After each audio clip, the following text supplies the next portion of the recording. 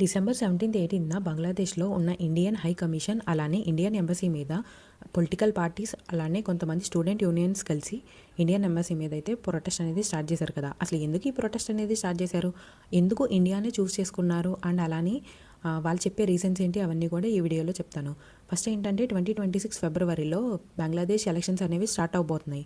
So election campaigns అనేవి కూడా అన్ని పార్టీస్ స్టార్ట్ చేసినాయి. వీళ్ళ క్యాంపెయిన్స్ ఎలా ఉన్నాయంటే ఇండియాకి అన్ని యాంటీగా చేస్తే మనం నగ్గుతాం అన్నట్టుగా వాళ్ళందరూ మాట్లాడుకుంటూ వస్తున్నారు. రీసెంట్గానే ఒక స్టూడెంట్ లీడర్ ఆయన అయితే ఏం చెప్పారంటే ఇండియాలో ఉన్న 7 సిస్టర్స్ని నేను వేరు చేస్తాను, సో థ్రెటనింగ్ చేస్తున్న మెసేజ్లా వాళ్ళ క్యాంపెయిన్ అయితే స్టార్ట్ చేశారనమాట. సో అండ్ ఇదొకటే కాదు, ఇంకా చాలా రీజన్సే చెప్తున్నారు.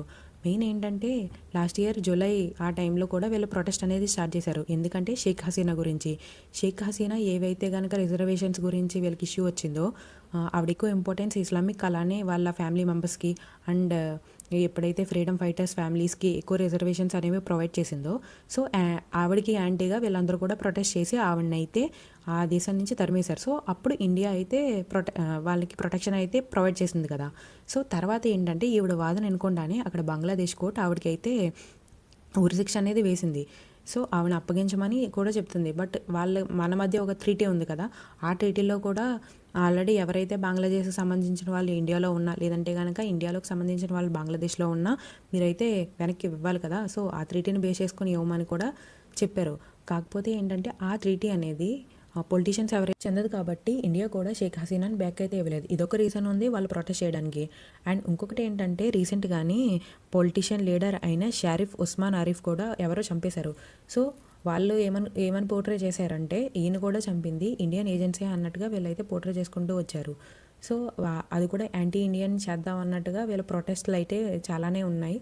అండ్ ఎప్పుడైతే షేక్ హసీనా రిజైన్ చేసి ఇండియాకి అయితే వచ్చేసారో నెక్స్ట్ వాళ్ళందరూ కలిసి మొహమ్మద్ యూనస్ అనే ఆయన్ని అయితే ఎన్నుకున్నారు. సో ఆయన అయితే బాగా చదువుకున్నాడు అండ్ అలానే నోబెల్ ప్రైజ్ కూడా వచ్చింది కదా. సో ఈయన వల్ల అయితే బంగ్లాదేశ్ డెవలప్మెంట్ అవుతుందని అందరూ అనుకున్నారు. కానీ ఆయన వచ్చిన తర్వాత ఇంకా వర్స్ట్గా అయితే తయారైంది.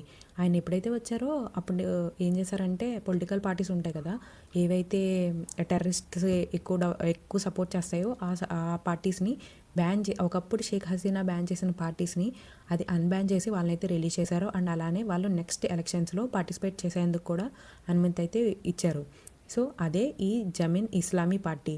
సో ఆ పార్టీ ఏంటంటే 1971 ఎప్పుడైతే బంగ్లాదేశ్ అండ్ అలానే పాకిస్తాన్ పార్టిషన్ అయితే జరిగిందో ఆ టైంలోనే ఎక్కువ కూడా పాకిస్తాన్కి సపోర్ట్ చేసింది. సో బంగ్లాదేశ్ ఎప్పుడూ కూడా పాకిస్తాన్తో కలిసి ఉండాలి అన్నట్టుగానే వీళ్ళైతే ఎక్కువ ప్రొటెస్ట్లు అయితే ఆ టైంలోనే చేశారు.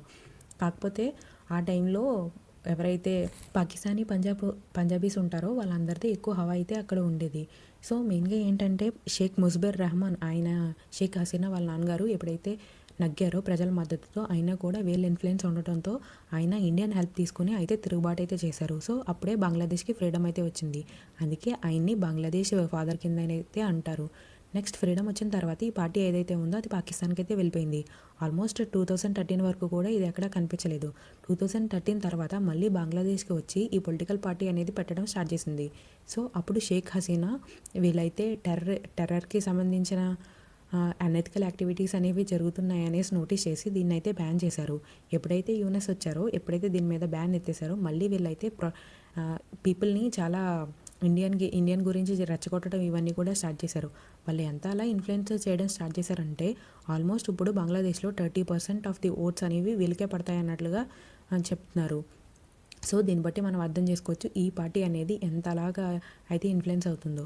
సో ఇది మెయిన్గా ఏంటంటే ఈ పార్టీ పాకిస్తాన్కి బాగా సపోర్ట్ అయితే చేస్తుంది. ఒకవేళ కనుక ఇది కనుక బంగ్లాదేశ్లో నగ్గితే బంగ్లాదేశ్ అసలు ఇంకా వరస్ట్గా అయిపోతుంది అండ్ అలానే ఇది చాలా డేంజర్ కూడా. సో అండ్ ఇంకొకటి ఏంటంటే బంగ్లాదేశ్ నేషనల్ పార్టీ ఏదైతే ఉందో దానికైతే ఇండియా సపోర్ట్ చేస్తుందని చాలా వార్తలు అయితే వస్తున్నాయి. మేబీ ఒకవేళ ఆ పార్టీ నగ్గినా కూడా ఇండియాకి ప్లస్ అవుతుంది తప్ప మైనస్ అయితే అవ్వదు. సో మేబీ ఛాన్స్ ఉంది, సపోర్ట్ చేసే ఛాన్సెస్ అయితే ఉంటాయి కదా. సో దాన్ని కూడా వీళ్ళందరూ దృష్టిలో పెట్టుకుని ప్రొటెస్ట్ అయితే చాలా గట్టిగానే చేస్తున్నారు. ఇండియన్ ఎక్స్టర్నల్ మినిస్ట్రీ అయితే దీనికి గట్టిగానే రియాక్ట్ అయింది. అండ్ అక్కడ ఉన్న ఇండియన్ ఎంబసీ అలానే హై కమిషన్ కూడా బంగ్లాదేశ్ ఎంబసీ రెస్పాన్సిబిలిటీ అని గట్టిగా వార్నింగ్ అయితే కూడా ఇచ్చింది. అండ్ ఇంకొకటి ఏంటంటే బంగ్లాదేశ్ జీడిపి అనేది చాలా తక్కువే ఉంది అండ్ అలానే ఇన్ఫర్మేషన్కి దగ్గరగా ఉంది కదా. సో ఇలాంటి రీజన్స్ ఉన్నప్పుడు కూడా ఇది బంగ్లాదేశ్ అయితే చాలా ఎగిరెగిరి పడుతుంది కదా ఇండియా మీద. ఎగ్జాక్ట్గా చెప్పాలంటే ఇండియానే వాటర్ అనేది ప్రొవైడ్ చేస్తుంది, అలానే బంగ్లాదేశ్కి కొన్ని ఫండ్స్ కూడా ఇస్తూ ఉంటుంది. ఇదంతా సీరియస్గా తీసుకొని ఒకవేళ ఇండియా కనుక బంగ్లాదేశ్ మీద వార్ చేయాలనుకుందనుకో, అసలు బంగ్లాదేశ్ అనేది ఉంటుందా? మీకేమనిపిస్తుందో కింద కామెంట్లో రాయండి. అలానే నా ఎక్స్ప్లెనేషన్ నచ్చితే కనుక లైక్ చేయండి, షేర్ చేయండి, అలానే సబ్స్క్రైబ్ చేయడం మాత్రం మర్చిపోకండి. చాలామంది చూస్తున్నారు కానీ సబ్స్క్రైబ్ చేయట్లేదు. ప్లీజ్ సబ్స్క్రైబ్ చేసుకోండి. ఈ వీడియో మొత్తం చూసినందుకు థ్యాంక్స్ ఫర్ వాచింగ్.